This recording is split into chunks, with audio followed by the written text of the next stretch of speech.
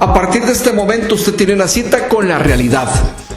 Todos los jueves a las 6 de la tarde por su canal preferido. Usted disfruta el análisis de los temas más importantes que suceden en nuestro país, en el campo político, económico, social y cultural, en la compañía de nuestros invitados.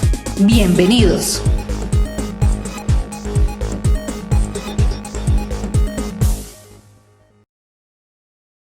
¿Qué tal? Bienvenidos a un espacio más acá en TV Plus, como siempre, con el análisis de los temas económicos, políticos y sociales de actualidad. Hoy arrancamos con una buena noticia, sobre todo para los notarios públicos, así como también para los que utilizamos los servicios de notarios públicos.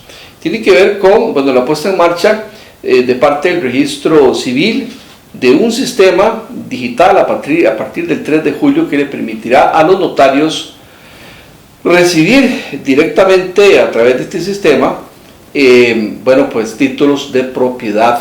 Ya no tendrán que ir hasta el registro público, sino que, y no se trata tampoco de sacar certificaciones, no, es recibir a través de este sistema un título de propiedad como tal y eventualmente pues entregárselo al cliente o en este caso al beneficiario o al usuario. Veamos esta noticia con la que arrancamos el día de hoy con la participación del ministro de Justicia y Paz, el señor Yera Campos. El notario debe ingresar al portal de servicios digitales del Registro Nacional en la dirección www.rnpdigital.com y dirigirse a la pestaña de ventanilla digital para ingresar a este aplicativo, colocando el PIN de su firma digital. Una vez que ingrese, podrá ver todos los documentos en trámite y dirigirse a la pestaña de histórico de documentos. Acá puede observar todos los documentos que han sido inscritos y en la columna de la derecha podrá observar la acción de descargar título digital para poder ver este título. Identificación que podrá ser consultado en la página del Registro Nacional. Para esto debe loguearse en la página del registro y en la columna de la izquierda podrá ver la última opción del menú, título de propiedad, y ahí podrá colocar el código de verificación y al darle consultar podrá ver todos los datos del título digital. Estamos cumpliendo con el mandato del gobierno, que es reducir toda esta burocracia. ¿Y qué hacemos hoy?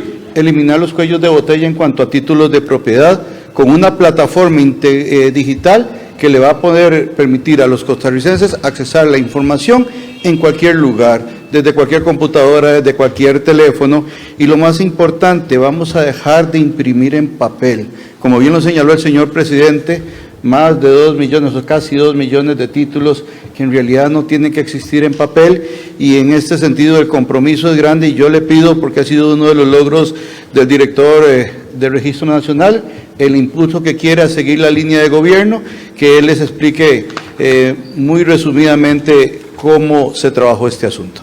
El Registro Nacional hizo un estudio el año anterior de su plan estratégico institucional, reformándolo con una visión de digitalización.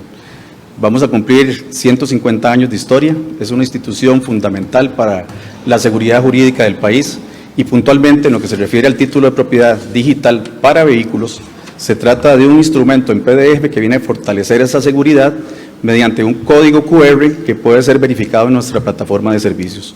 Hoy en día más de 6.500 notarios públicos utilizan la plataforma Ventanilla Digital, que les permite de forma ágil presentar los documentos con mucha inmediatez sin tener que trasladarse a la sede central del Registro Nacional o a sus sedes regionales. En este momento el documento en PDF le llega la escritura, testimonio de escritura pública a su correo, y lo que estamos haciendo es incorporando un servicio adicional que es remitirles el título. El Registro Nacional es una institución de servicio y nos debemos a nuestros usuarios. Esto es algo que ellos estaban esperando, que han solicitado vehementemente, y hoy venimos a cumplir y a decirles que a partir del 3 de julio esto será toda una realidad para los costarricenses. Bueno, buena noticia sin duda alguna para todos los usuarios del registro público. Sus notarios podrán eventualmente poder recibir títulos de propiedad a través de este sistema con base en una firma digital, ¿verdad? Me parece que es algo importante que ahorra tiempo y eventualmente pues puede prestarse un mejor servicio a los usuarios. Bueno, por otra parte, cambiando de tema, pasando a lo que fue la conferencia de prensa en Casa Presidencial, de esta semana. El presidente de la República, una vez más, continúa con su política de denuncias, aunque se trate de casos viejos que ocurrieron en gobiernos pasados. En este caso, en el gobierno en el que él estuvo como ministro de Hacienda, bueno, pues retoma un caso añejo, lo recicla, pues hace, como dice por ahí la gente popularmente, un refrito para tocar una investigación que se está haciendo en el Banco de Costa Rica. Veamos detalles y pormenores de lo que nos explica el mandatario y también el presidente de la Junta Directiva del Banco de Costa Rica, el señor Fernando Víquez.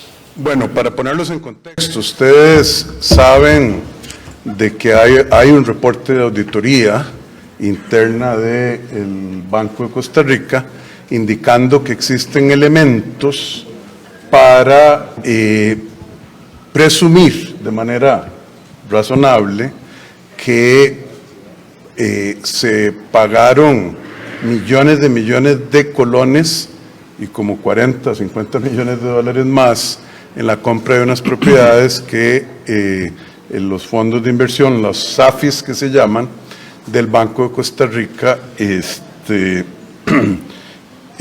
hicieron, y que eso va en perjuicio de los inversionistas y eventualmente contra la reputación del banco, que ya ha sufrido mucho por los casos de corrupción que el país conoce. Y entonces yo envié una carta a don Fernando, el presidente de la Junta Directiva, pidiéndole explicaciones, porque primero eso nos pertenece en teoría a todos los costarricenses. Segundo, la asamblea de accionistas de ese banco está constituida por el Consejo de Gobierno que yo presido. Tercero, es un deber ciudadano. Entonces, en lugar de leerle la carta, publicarla, aquí está el señor presidente del Banco de Costa Rica, la Junta Directiva, que venga a unirse a esta labor de rendición de cuentas y de mantenerlos informados de qué es lo que está pasando. Bienvenido, don Fernando, muchísimas gracias. Adelante. Muchas gracias, señor presidente, gracias por la oportunidad. El pasado lunes 26 de junio, atendiendo al llamado del señor presidente de la República, vinimos la Junta Directiva General del Banco de Costa Rica en pleno, solo faltó una persona que estaba fuera del país, a darle explicaciones en relación con la compra de un activo inmobiliario denominado Parque Empresarial del Pacífico. Y hoy también, por solicitud del señor presidente, queremos hacerlo ante ustedes y ante el pueblo de Costa Rica. Debo aclarar, como lo hicimos con el señor presidente, que la Junta Directiva no aprueba este tipo de adquisiciones. Esa aprobación la hace un comité con base en un informe técnico y financiero, lo que se llama la debida diligencia, y por gobierno corporativo los directores no aprueban adquisiciones, como por ejemplo en el banco no se aprueban, los directores no aprueban crédito. Pero sí tienen un derecho de no objeción. El comité de inversiones es el responsable de la compra de ese activo y ya le hemos informado al señor presidente quienes formaban parte de ese comité al momento de la aprobación de esa compra. En relación con el parque, se recibieron 3 denuncias en el 2021, la primera en marzo, la segunda a mediados de año y la última como en noviembre del 2021.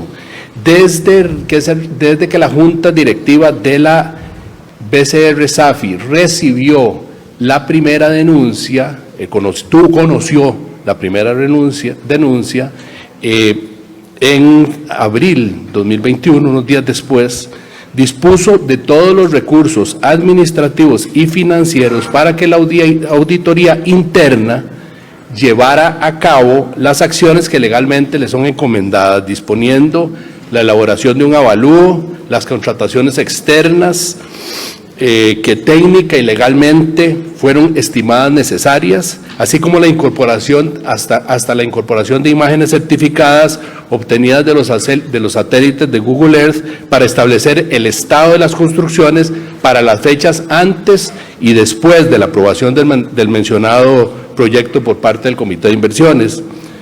Ante los hechos que arrojó la investigación de la auditoría interna, el pasado viernes 23 de junio se tomaron una serie de acciones administrativas. Se continúa con las investigaciones que exige la Ley General de Control Interno y se continuará con las acciones necesarias de colaboración con la Fiscalía General de la República. Además de las investigaciones ordenadas, se procedió con el nombramiento de un nuevo gerente general para la Sociedad Administradora de Fondos de Inversión. Es una persona externa al conglomerado, es un profesional con una trayectoria de amplísima experiencia en el campo inmobiliario y de inversiones, luego de seguir un proceso donde participaron más de 106 postulantes. También se ordenaron acciones concretas con base en las investigaciones que están a cargo de la Unidad de Investigación y Anticorrupción y la auditoría interna del banco en coordinación con el área de cumplimiento, para todos los funcionarios que determinen dichas dependencias que tienen alguna responsabilidad en este asunto. La Junta Directiva General del Banco de Costa Rica, en coordinación con los miembros en común que tienen la Junta Directiva de la SAF y BCR, gestiona las acciones necesarias para rentabilizar los fondos y apoyar el desarrollo y crecimiento de la subsidiaria de los fondos. Esa Junta Directiva BCR-SAFI ha tomado decisiones que mejoran la rentabilidad para los inversionistas de forma inmediata y seguirán tomando acciones con miras a incrementarlas en el mediano y en el largo plazo. En relación con los fondos del Banco de Costa Rica, los mismos se encuentran protegidos, pues se trata de un patrimonio separado de la SAFI. Por ende, no existe riesgo de contagio para el banco, por lo que nuestros clientes pueden estar tranquilos de la seguridad que les brinda el Banco de Costa Rica, tema que ha sido precisamente una de las preocupaciones principales externadas por el señor presidente de la República. Bueno, pues ojalá que todo sea cierto, ¿verdad? Que no se trate de un refrito más, de algo que ocurrió hace mucho tiempo, que ya se tenía investigación, que no es producto de la denuncia del mandatario, y que no termine eventualmente esto simplemente en un rumor y que después nos digan de que pues todo terminó nada. Vamos a ir al consejo y ya casi continuamos.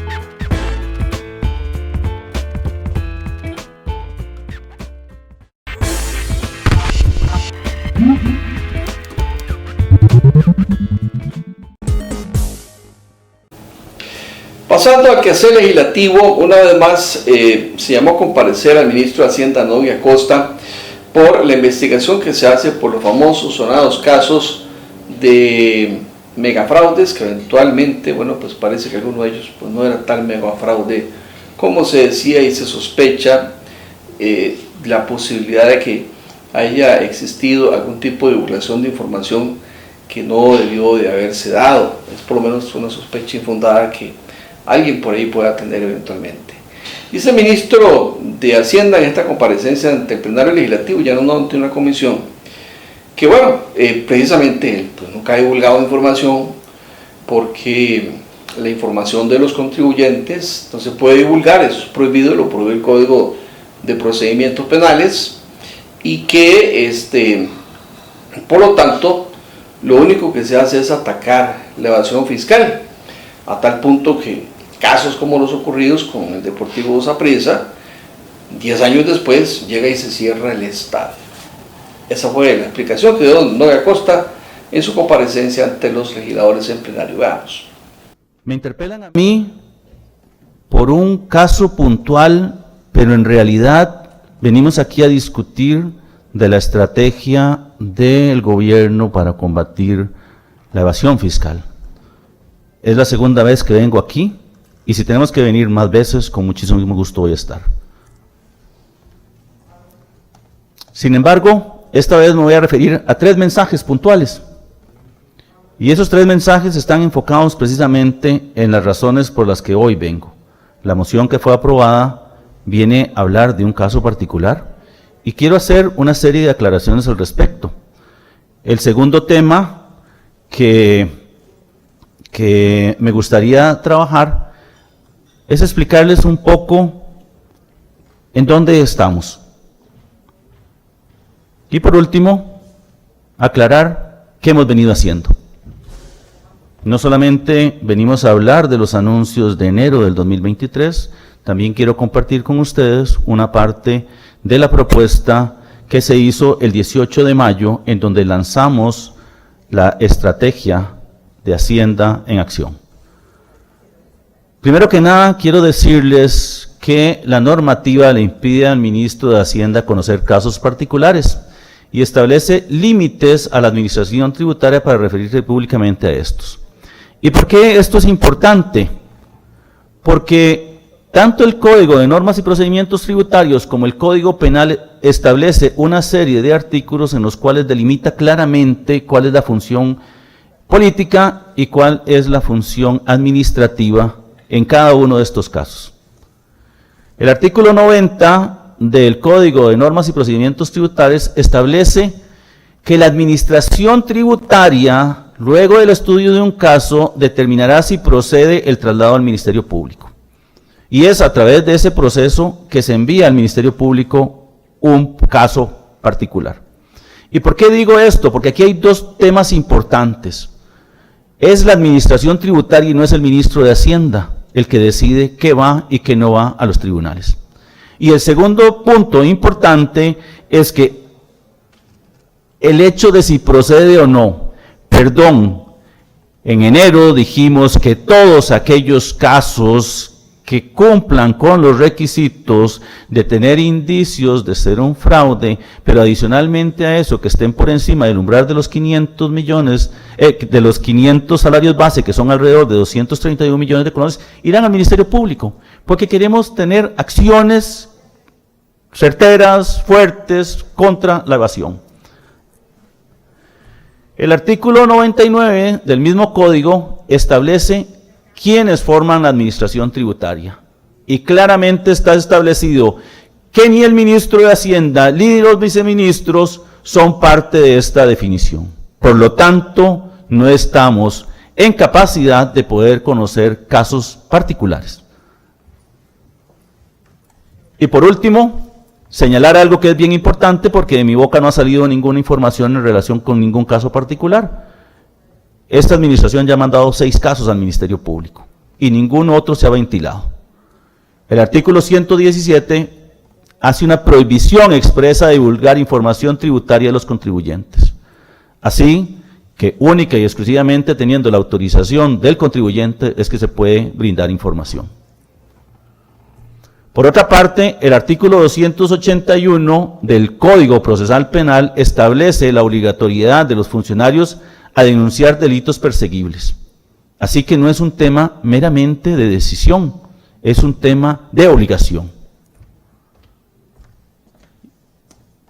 Y otra vez se reitera la posibilidad en el 295 del Código Procesal Penal que las actuaciones solo podrán ser examinadas por las partes y no podrán ser publicadas a terceros. Aclarar algo que es bien importante: en el momento en que se manda un caso al Ministerio Público, la administración tributaria ya no es parte. Es la Procuraduría General de la República la que se convierte en la parte, porque es el Estado el que está haciendo el proceso. Así que, obviamente, una razón más por las cuales el ministro de Hacienda no se puede referir a ningún caso particular. Y por último, decir que quien divulgue información va a tener una pena. El artículo 346 establece expresamente que tendrá hasta 2 años de prisión al funcionario que divulgue hechos, actuaciones o documentos que por ley deben quedar secretos. Así, ustedes tienen una razón por la cual del Ministerio de Hacienda no ha salido ninguna información.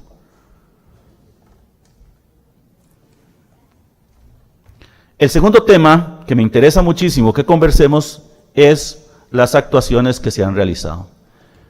Y quisiera hacer un recuento real de los hechos dicho por la administración tributaria. El 5 de agosto del 2022, a la Dirección de Fiscalización de la Dirección General de Tributación se recibe una denuncia anónima. El 10 de octubre del 2022 se somete a un proceso de análisis y se determina la obligación de trasladar el caso al Ministerio Público. Y aquí hay dos temas importantes de señalar. La prescripción en la gestión administrativa de la tributación es de 4 años, los cuales se extienden a 10 años si lo hace el Ministerio Público. Y aquí quiero hacer un comercial, porque la reforma que le planteamos a la Asamblea Legislativa para el Código de Normas y Procedimientos es ampliar el plazo de prescripción. ¿Por qué? Porque resulta que si hemos sido tan poco efectivos en gestionarlo y nos damos cuenta de casos que ya han prescrito, no los podemos perseguir. Y ahí es donde se determina la obligación del traslado del caso al Ministerio Público. Ese traslado de caso se hace a través del oficio DF 670-2022. Y ese es el informe al cual me referí aquí en la Asamblea Legislativa y le respondí a la diputada Katia Rivera que existía un informe. Ese que está ahí es el informe. Pero adicionalmente a eso, tengo que aclarar que cuando se presenta el amparo para entregarlo, ayer fuimos notificados y hoy fue entregado al solicitante. El 26 de octubre del 2022 se da el traslado al Ministerio Público y es a la Dirección de Fiscalización que emite un informe de cierre en la vía administrativa. Y ese informe no significa la conclusión de las actuaciones judiciales. Las actuaciones judiciales siguen en curso y ustedes han tenido noticias de esas actuaciones no por la Administración Tributaria ni por el Ministerio de Hacienda, sino por la prensa.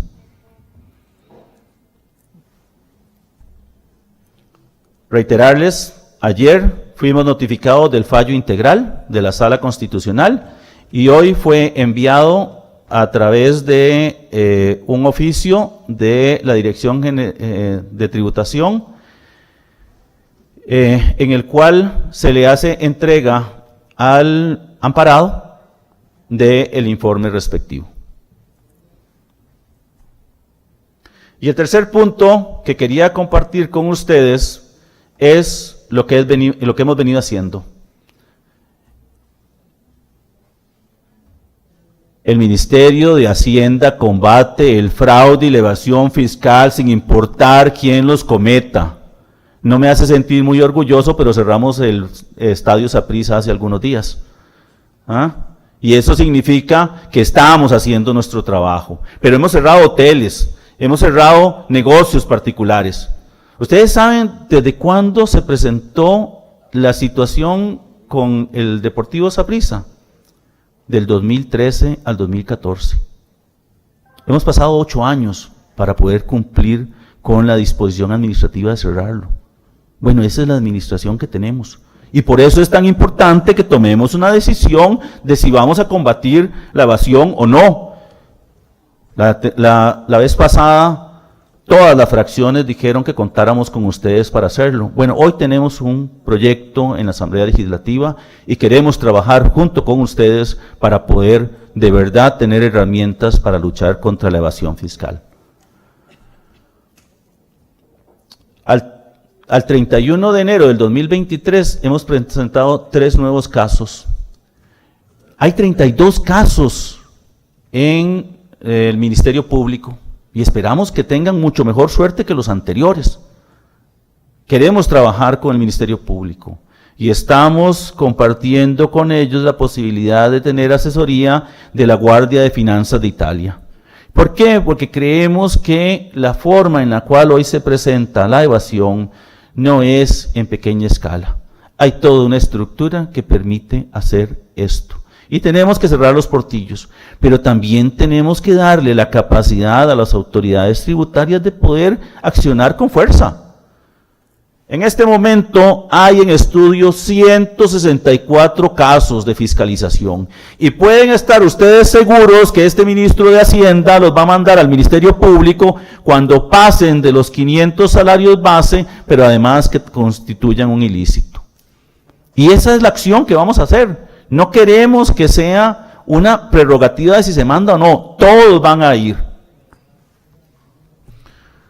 El 18 de mayo, que los invitamos, y voy a disculparme porque los invitamos en un momento en el cual ustedes estaban sesionando, definimos Hacienda en Acción, trazando la prosperidad fiscal.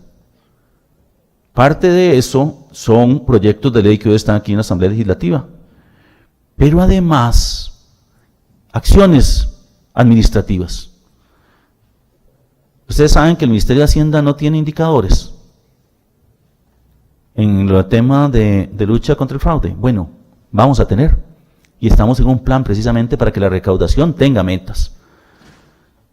Factura digital, tenemos ya varios años de tener factura electrónica, y hasta ahora estamos en un proceso en donde estamos haciendo uso de la tecnología para poder encontrar evidencia de ilícitos.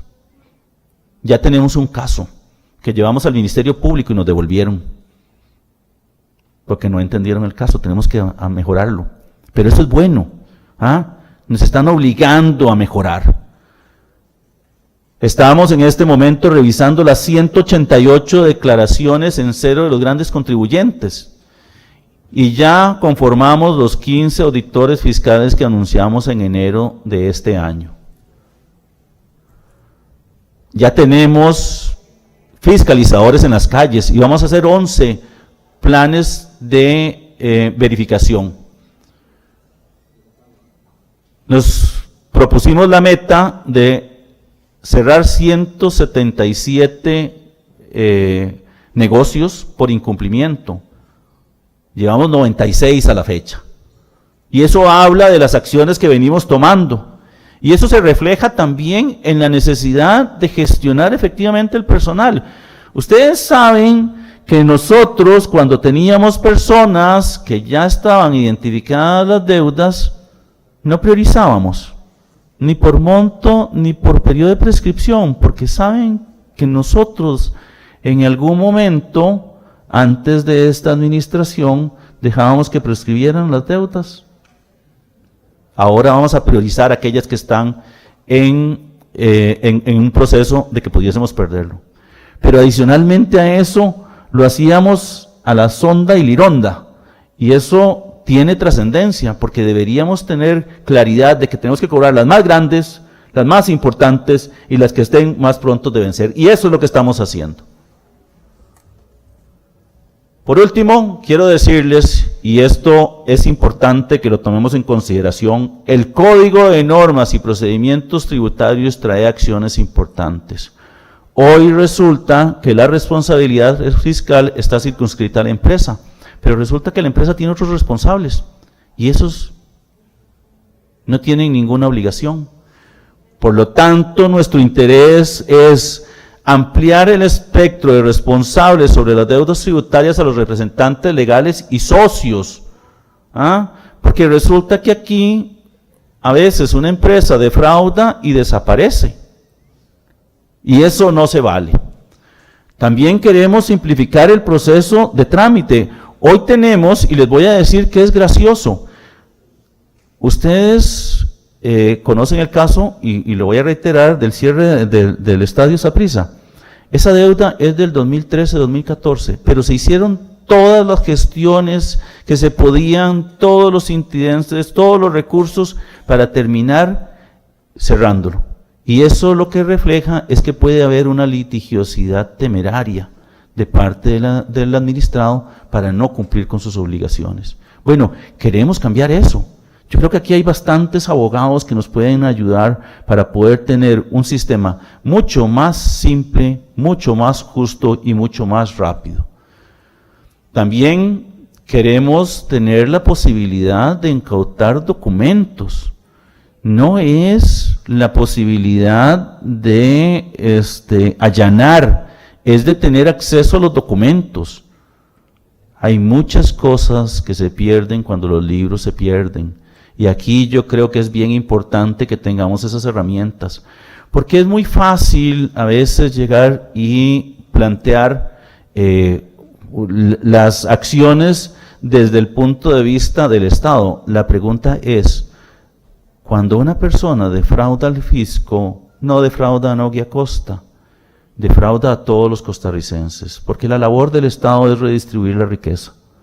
Así que nosotros, como representantes del pueblo, deberíamos tomar,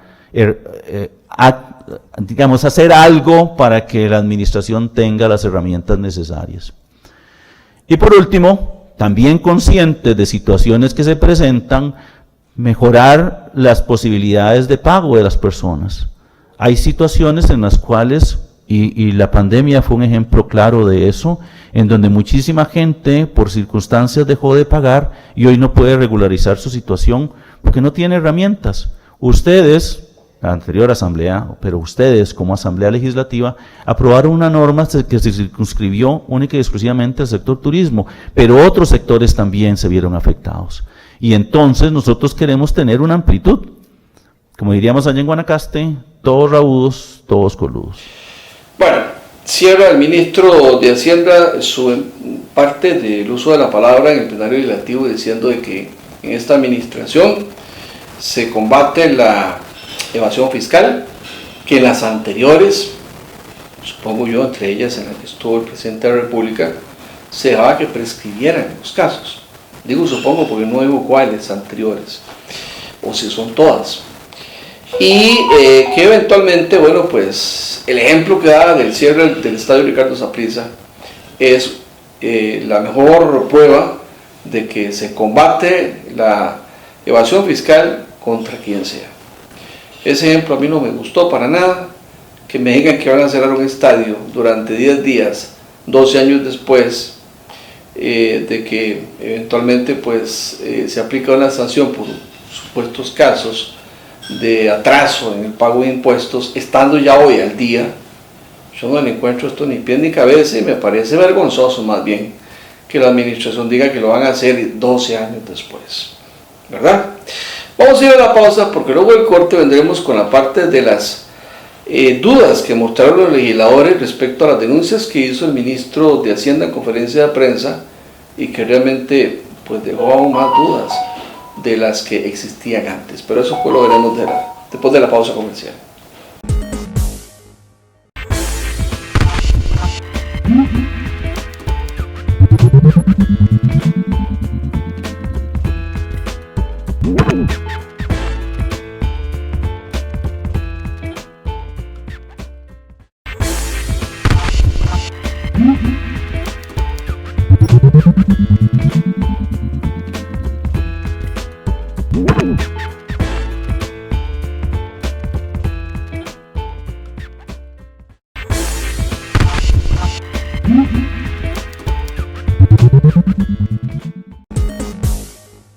Sobre esta comparecencia del ministro de Hacienda en el plenario esta semana para explicar sobre los famosos megacasos de corrupción y evasión fiscal que supuestamente él había denunciado y que pues al parecer en algunos casos pues no hubo tal megacaso de evasión fiscal, pues no podemos traer la participación de todos los diputados. Hemos escogido un hombre y una mujer para darle paridad de género a este asunto. Escogimos a don Jonathan Acuña de Frente Amplio. Don Jonathan Acuña dice que a él le parece extraño que el presidente de la República haya tocado también en conferencia de prensa supuestamente este caso, ¿verdad? Y que eventualmente hiciera afirmaciones el presidente que se investigaba, ¿verdad?, a varios contribuyentes por supuestos o aparentes casos de evasión fiscal. Y la gran pregunta que se hizo don Jonathan Acuña y se le hizo al ministro de Hacienda es: ¿y dónde coge esa información el presidente? Si supuestamente ni el ministro de Hacienda la puede tener. Ya vamos a ver qué respondió el ministro de Hacienda al respecto. Ministro, usted afirmó recién que usted no podía tener acceso a detalles de ninguno de los casos, dada la cobertura que da el artículo 117 que protege el secreto tributario, ¿verdad? Quiero hacerle una primera consulta. este secreto impide que acceda a información usted o cualquier otra persona que no forme parte de la administración tributaria y que no esté llevando ese caso. Eso es así. Nadie más puede acceder a esa información y por tanto nadie más puede revelar información relativa a un caso en específico. Sí, señor. Es que aquí es donde me llama mucho la atención todo, señor ministro. Posterior a esa conferencia de prensa, usted a algunos medios les confirmó que el caso se trataba efectivamente respecto a una empresa del señor Baruch y también que se trataba sobre el BCT. ¿Le confirmó usted a algún medio? ¿O me puede asegurar que a ningún medio usted fue a confirmarle? A ningún medio. Le voy a decir que la información llegó porque un comunicado de prensa del Ministerio Público, no del Ministerio de Hacienda. ¿Pero lo confirmó algún medio usted o no? Digo, que quede claro, nada más. No, señor. Le voy a decir por qué. Porque cuando nosotros nos referimos a esa conferencia de prensa, lo hicimos a acciones que se utilizaron o que se utilizan normalmente, no una generalidad ni un tema directo a ninguna persona ni a ninguna empresa. Ya demostraremos que efectivamente usted salió a algunos medios que le consultaron si se trataba de ese caso y lo confirmó. Pero más allá de eso, usted cabe decirme que bajo ninguna condición, ninguna persona debería poder conocer detalles de ese caso y mucho menos referirse a un caso en específico, que esa información está resguardada por ese secreto tributario. Pero estaba a su lado el señor presidente en conferencia el 25 de enero del 2023 y ante consultas de medios dijo, comillas, por supuesto que es el señor Baruch. Cierro comillas. Estaba al lado suyo. ¿Cómo sabía entonces el señor presidente que se trataba de ese caso en específico? ¿Usted se lo confirmó o quién le dio la información? Yo no he revelado ningún tipo de información. Sé que en los medios se dijo eso.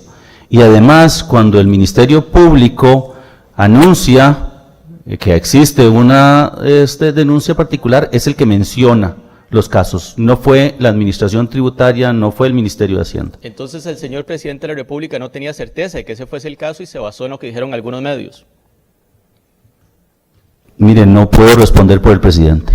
Ok. Ese es el nivel de certeza que tenía el señor presidente de la República al referirse al llamado megacaso, que se note, ¿verdad? Y que se note que tenía información detallada, a pesar de que el propio ministro de Hacienda nos ha indicado acá que no se debe tener acceso a esa información.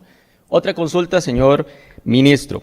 Nos dice usted que al informe al que se refería usted cuando le contestó en este plenario a la señora diputada Rivera, fue al DF-670-2022. ¿Eso es así? Sí, señor. ¿Qué indicaba en preciso ese informe, señor ministro? No lo sé.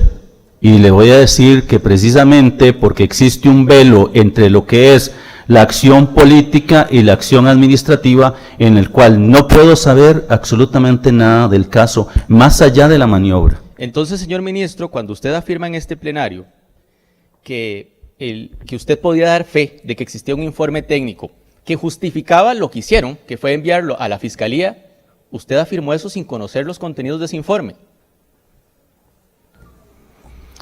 Sí, señor. Y le voy a decir por qué. Por una simple razón. Porque hay un procedimiento que se tiene que cumplir. Es que eso no tiene el menor de los sentidos, señor ministro. Eso no tiene el menor de los sentidos.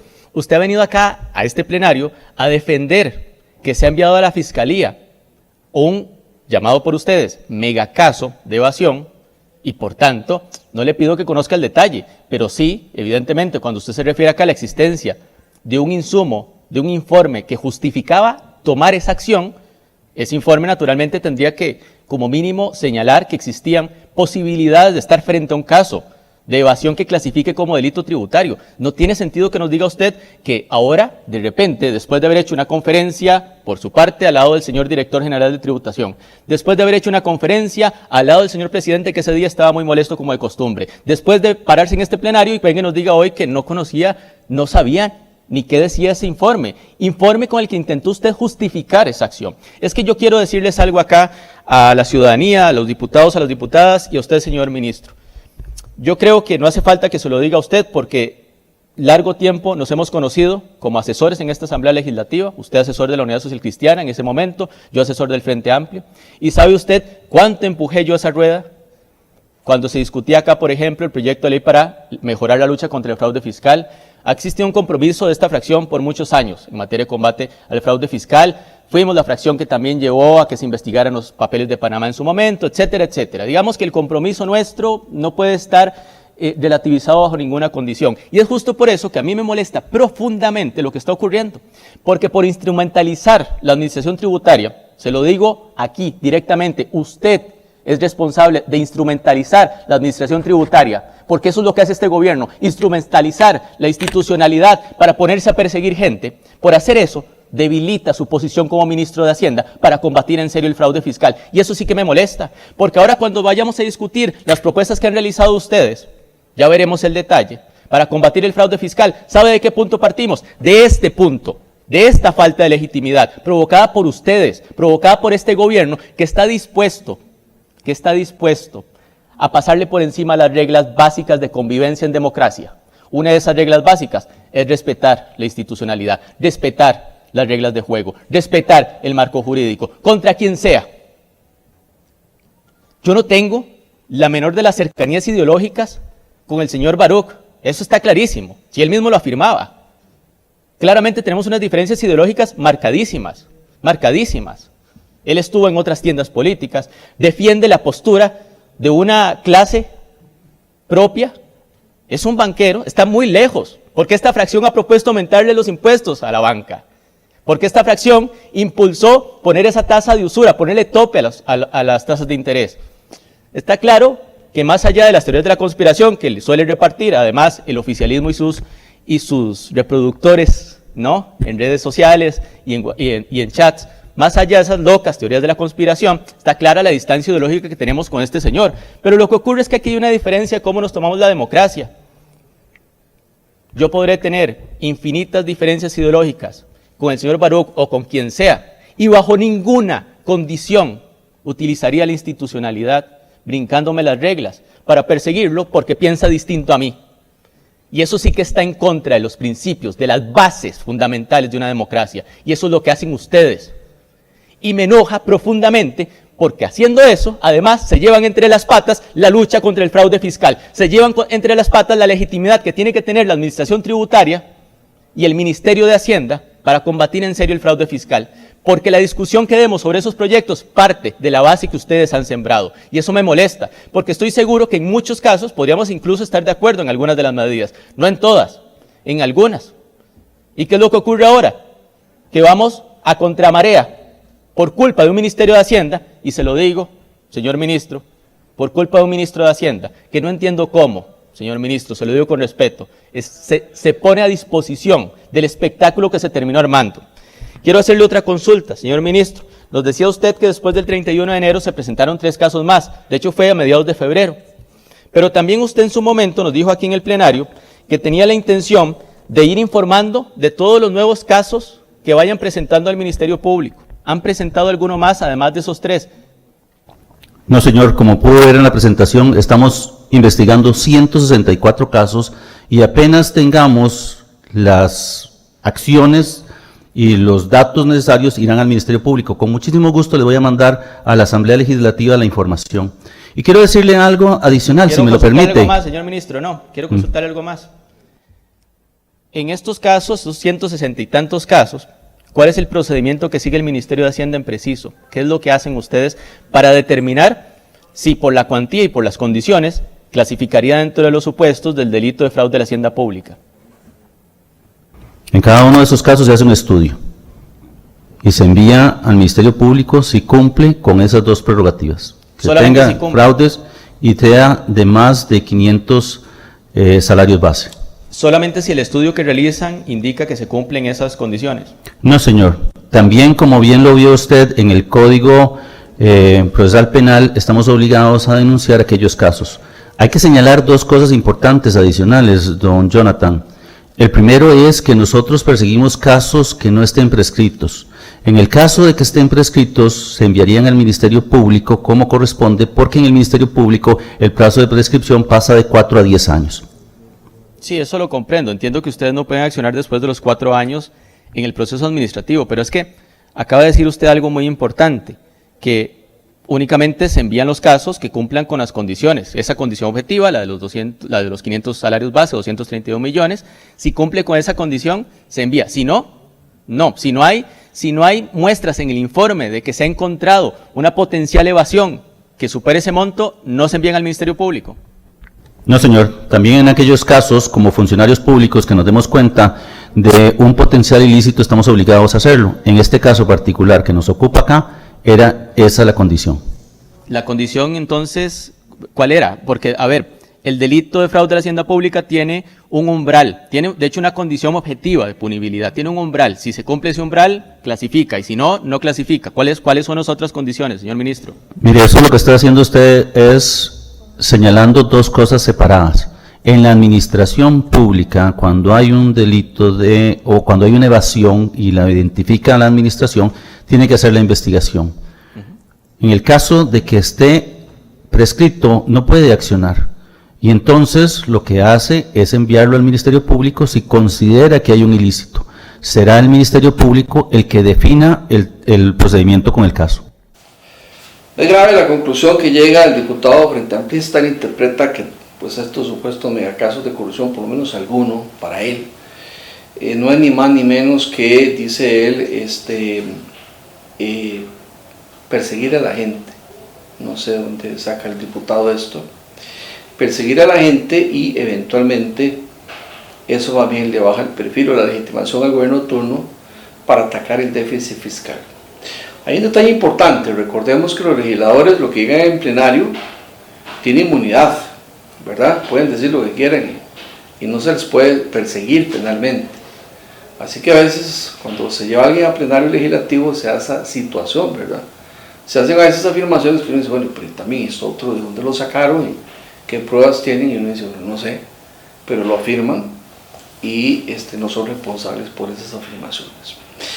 Bueno, pasemos ahora a escuchar a la mujer. En este caso elegimos a doña Vanessa Castro, del Partido Unidad Social Cristiana. Vanessa Castro dice que, bueno, pues ella lo que no entiende es cómo es que se convoca una conferencia de prensa para hablar de un aparente o varios aparentes megacasos de corrupción, de evasión fiscal, sin que el ministro pueda tener información fidedigna, indubitable, fehaciente, específica de la situación real de cada contribuyente, porque eso es prohibido. Veamos. Señor ministro, ¿de quién fue la idea de lanzar el megacaso a los medios de comunicación? Doña Vanessa, quiero decirle que la idea no fue solamente hablar de 3 casos importantes. No, ¿de quién fue la idea? Perdone por mía, de tiempo. Mía, y no era solo eso, sino que también era un plan de fiscalización, de lucha contra la evasión. A usted, perdón que lo voy a interrumpir para ser muy concretos porque se me acaba el tiempo. Entonces, ¿a usted se le ocurre salir con el tema del megacaso después de que lo informa quién sobre el tema del megacaso? Mire, no me informan de 3. Hacemos hablemos de los es que 3. Le voy a decir qué es lo Ajá. que ocurre. Esos casos se envían en el 2022. Está se bien, anuncia la acción y lo que se hace es reflejar eso. Perdón, entonces usted estaba sentado en su oficina y se recordó de los 3 casos del 2014 y decide salir a la prensa y hablar de un megacaso. Es que eso es lo que le estoy preguntando. ¿A raíz de qué decide usted, sentado en su oficina, bueno, voy a salir con el tema del megacaso en los medios de prensa y voy a hablar de un megacaso y lo voy a llamar megacaso? Bueno, ese o los otros 3 que usted quiera o los que usted quiera, pero ¿en qué momento decide usted voy a salir a los medios de comunicación? ¿Por qué y con qué objetivo? Para mostrarle a los costarricenses que el Ministerio de Hacienda no solamente tiene que recaudar impuestos, sino perseguir evasores. ¿Y quién es el de la decisión? Usted. Usted es el que decide hablar. ¿Quién le pone el nombre de megacaso? ¿Es usted? Mire, es una decisión mía. ¿Quién le pone el nombre, señor ministro? Y son 3 megacasos. Bueno, ¿quién le pone los nombres de megacaso? Es usted. Sí, señora. Ok. ¿Por qué realizar una campaña de expectativa? ¿También fue idea suya? Nosotros le anunciamos a la prensa la conferencia que íbamos a dar. Y la campaña de expectativa que salió en prensa con anuncios y en medios, en internet, esa campaña de expectativa no fue de ustedes. Nosotros anunciamos e invitamos a la conferencia de prensa a partir de la página del Ministerio de Hacienda, ninguna otra. No hubo. Entonces, cuando lo salieron, vamos a ver, los anuncios de la expectativa del megacaso que iba a salir, usted me afirma hoy que no fueron ustedes. No fuimos nosotros los que creamos expectativa, no mandamos ustedes. información a la prensa para que asistiera. Ok, usted, cuando decide usted, ahí sentado en su oficina, salir con el tema del megacaso, a raíz de que es un tema ya viejo, ¿cómo se asesora? ¿A quién llama a su oficina para que lo asesore de cómo va a ser el formato para salir a los medios? ¿Y cómo se asesora de qué es lo que va a decir y anunciar, que vimos que es muy claro que habló de un banco? ¿Cómo se asesora? Cuénteme usted en detalle ese punto. ¿Quién va a su oficina y cómo y quién decide el formato que van a seguir? Creo que vamos a tener que gastar un poquito de su tiempo. Dos cosas importantes. La primera es que los casos son del 2022 y la conferencia de prensa se hace en el 2023. Lo que yo pido es que veamos cuáles son los últimos casos que se han mandado al Ministerio Público en la administración actual. ¿Usted pide a quién? A la administración tributaria, que me diga cuáles se mandaron al Ministerio Público. ¿A qué persona? Al director de tributación. Ajá, ok, que le mande los casos. Nada más que me diga, yo no puedo conocer ningún caso en detalle. ¿Y por qué Solo habló recuerdo, de un banco? ¿Por qué usted habló de un banco? Porque le voy a decir que sí puedo conocer las gestiones que se hicieron. Por ejemplo, le puedo decir que una de las denuncias... ¿Usted sí sabía que era un banco? O sea, usted tenía certeza. Dije que era una empresa que estaba relacionada con un banco. Okay, y además pero le voy a decir para otra cosa, los otros casos eran es que si no, no vamos a poder explicarnos, porque usted me hace una pregunta, entonces hagamos algo, si le parece, hable usted y yo contesto en el tiempo que corresponde. Vamos intentándolo de esta manera, pero con respuestas muy concretas. Ajá, ok, entonces vamos a ver. ¿Cómo hace usted para afirmar que se trata de una empresa relacionada con un banco? ¿De dónde saca usted de manera concreta? Respóndame, ¿de dónde saca la información? Mire, porque para poder hacer la explicación del proceso, hablamos de la maniobra, no de las empresas.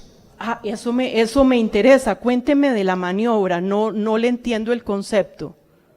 A ver, lo que se hace es que hay una empresa que tiene o que es una holding que lo que recibe es dividendos. Usted entenderá que una holding no paga impuestos porque no tiene actividad empresarial. Lo los entiendo, transfiere, pero no, eso no me informa. Pero es que me está preguntando cómo lo explico. Sí, pero de manera, trate de explicármelo muy sencillo. Esa empresa. ¿Cómo hace usted la relación entre la empresa, el banco y decide que es un megacaso? Mire, porque es una maniobra normal, es una maniobra, nada más la explicación la hace la tributación para explicar la maniobra de evasión. La maniobra de evasión, eso me genera dudas, pero bueno, no importa, eso me deja mucha duda. Entonces usted señala que usted no entera al presidente de absolutamente nada. No, señora. Entonces, ¿de dónde cree usted que sacó el presidente cuando vimos que señaló claramente el tema del señor Leonel Baruch? ¿De dónde cree usted? ¿Qué se imaginó cuando usted lo oyó hablar sobre eso? Que también se dio cuenta de el comunicado de prensa que salió del Ministerio Público en donde dijo que había una acción contra esas personas. No fue del Ministerio de Hacienda que salió esa información. ¿Y a usted no le preocupó, porque usted no sabía nada, no le preocupó que el presidente se estuviera embarcando? Ya que el presidente, o sea, usted no sabía, no lo informó y el presidente habló bajo supuestos entonces. ¿Habló bajo supuestos entonces el presidente de la República? habló con respecto a la información que prevalecía. Que prevalecía, pero no que le había informado su ministro de Hacienda. No tengo que informarle sobre casos específicos. Entonces el presidente se apresuró a emitir un criterio sin la asesoría de su ministro de Hacienda, ¿es así? Mire, es que el ministro de Hacienda no le puede explicar nada de lo que tiene que ver con una investigación. Sacamos la conclusión de que el presidente se precipitó, simplemente tomó seguro del TikTok, de algún TikTok tomó la decisión. Creo que los diputados también tienen información muy sesgada que están recibiendo de parte de la prensa, más allá de ni de la administración ni del expediente. Bueno, interesante lo que plantea la diputada Vanessa Castro del Partido Unidad. ¿Cómo podría yo, siendo periodista, convocar una conferencia de prensa sin tener conocimiento detallado de lo que voy a decir? En este caso, ¿cómo pudo el ministro no es periodista, verdad? El ministro de Hacienda convocar una conferencia de prensa para hablar de megacasos de evasión fiscal sin que la ley le permita tener información detallada sobre la realidad de cada contribuyente. No lo sé. Si usted lo sabe, pues me gustaría que en redes sociales me lo explique. Recuerde que hay repetición de este espacio los sábados y domingos de 5 a 6 de la tarde. Gracias y que tengan una feliz noche.